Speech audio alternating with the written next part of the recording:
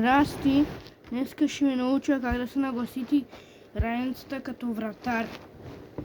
Първо, което ще ви трябва една раница. Аз ще вземах тази раница. Голяма. Тей.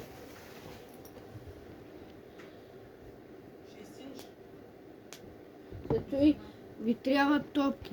Аз вземах тази на Nike, маркерил, бяла.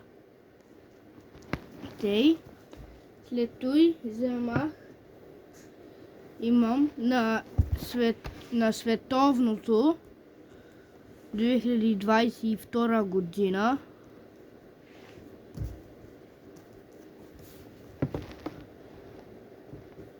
След това имам топка на Nike, на Ливърпул. Тей.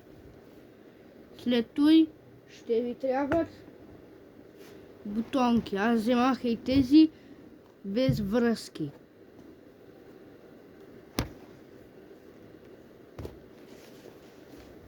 Тей. След това най-важното, като си вратар, нали, един чифт ръкавици за тренировка, когато тренирате на ударите. След това като играете един матч, ще ви трябват едни. След това ще ви трябва, нали, помпа за топките, ако спаднат.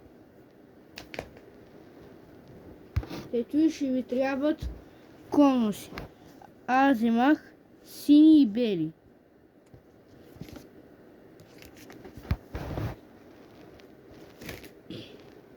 След това ще ви трябват ко беше то? Ще ви трябват едни чорапи.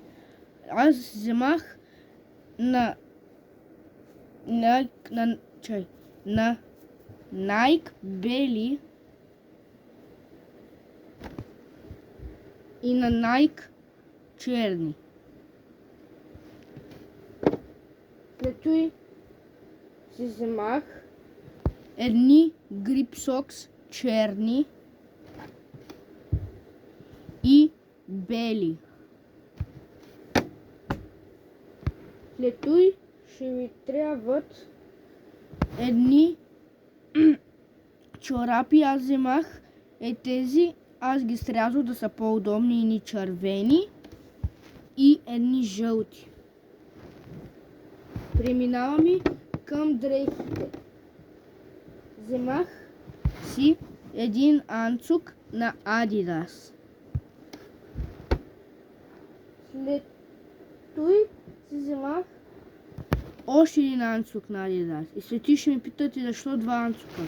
Защото единия анцук ми е с цип долу на крачола, а другия не. След това ще ви трябват едно термо блуза, за, нали, да, когато е студено времето. След това една къса тениска на кипста черна. След това пак долнище на кипста с цип отдолу.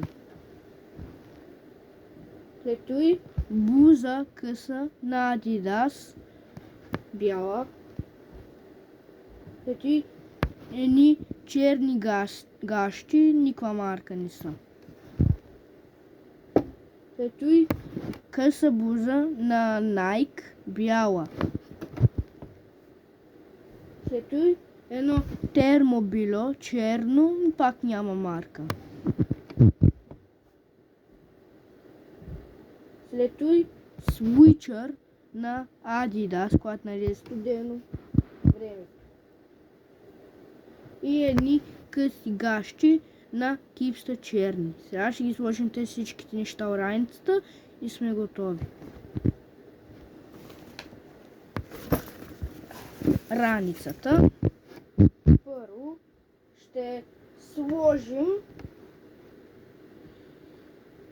късти гащи. след това термобелото, след това къста тениска, след това другата къса тениска, след това терморезцip, след това с къс ръкав и след това тези двете. Остава ми малко време, затова ще направя част 2 на другите, защото няма да мога, защото ми остана много малко време. Пак на другия част сега ще ви кажа как от другите неща да си ги сложите.